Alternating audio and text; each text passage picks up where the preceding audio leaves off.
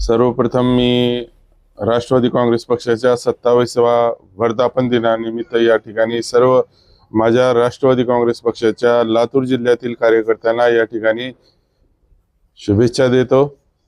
आणि हा प्रसंग आमच्यासाठी निश्चितपणे कठीण आहे। आज हा वर्धापन दिन दादा विना होत आहे, याचं दुःखही आम्हाला या ठिकाणी तितकंच आहे। आणि दादा आमच्यासाठी एक प्रेरणा होती। दादा म्हणजे एक समर्पण होतं, संघर्ष होतं आणि एक संकल्प होतं।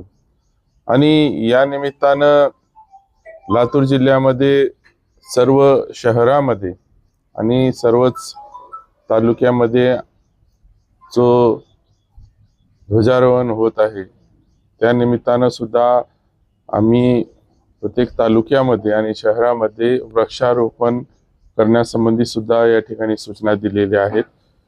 उद्या दिनांक 11 जून रोजी मुंबई येथे पक्षाच्या वर्धापन दिनाचा जो मुख्य कार्यक्रम षण्मुखानंद हॉल येथे होणार आहे।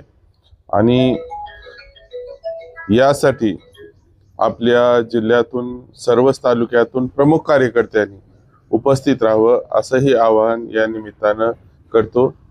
मला विश्वास आहे की आमच्या नेत्या आदरणीय सुनित्राताई, माननीय पार्थदादा पवार, माननीय जयदादा पवार आणि आमचे सर्वच जे उच्च पातळीवर नेते मंडळी आहेत, यांच्या नेतृत्वाखाली निश्चितपणे राष्ट्रवादी काँग्रेस आपलं गतवैभव जे आहे ते निश्चितपणे टिकवून ठेईल आणि वाढीस येईल आहे, याचा मला या ठिकाणी पूर्ण विश्वास आहे।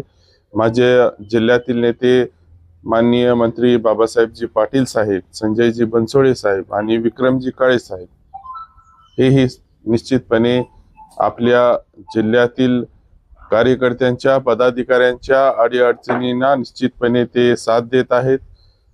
आणि या शहरातील आमचे शहराध्यक्ष प्रदीपजी मोरे आणि आपले तालुका अध्यक्ष कोरपे साहेब निश्चितपणे आपल्या औसा तालुक्यातील शहरातील जनतेच्या निश्चितपणे अडचणी सोडवण्यामध्ये, आम्ही समस्या सोडवण्यामध्ये निश्चितपणे या ठिकाणी काम करू, याचा या ठिकाणी मला पूर्ण विश्वास आहे। वहिनी ह्या दादांच्या मार्गदर्शनाखालीच या ठिकाणी घडलेले आहे, त्यामुळे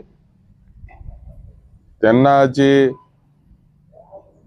राजकारणाचे धडे आवश्यक होते ते त्यांनी निश्चितपणे घेतलेलेच आहेत।